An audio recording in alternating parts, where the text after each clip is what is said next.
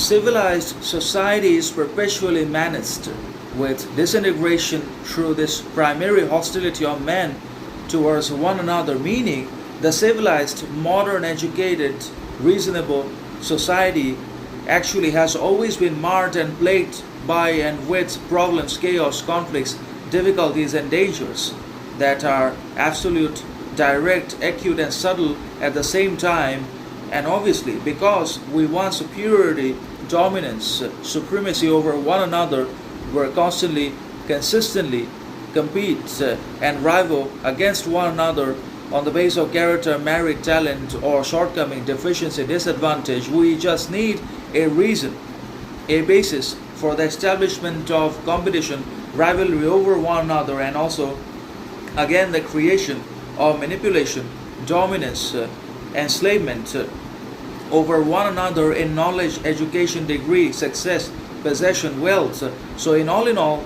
the modern society culture cannot be considered to have much character, worth, significance, sovereignty, distinction, authenticity, and other virtues associated with or about itself, because ultimately it is dysfunctioning and disintegrating and falling into pieces because of this constant hostility, rivalry, and animosity between the human beings, inhabitants,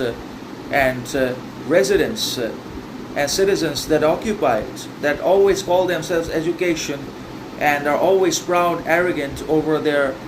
progress, growth, learning, success, money. But it is this possession and the desire for more achievement, accomplishment, acquisition of materialistic external things that makes them one another's bitter rivals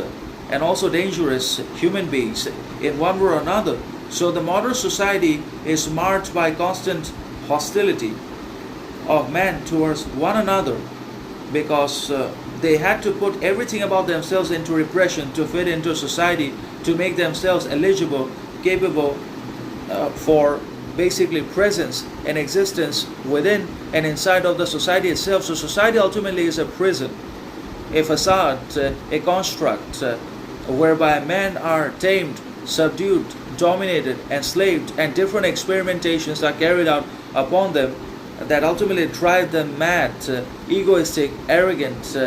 insane, and they start basically hating and destroying one another through corruption, criminality, and everything else that is essential and fundamentally bad, evil, happens because of civilization, because of the basically a forced construct of civilized society upon instinctual, biological, impulsive human beings that should have lived with their distinctions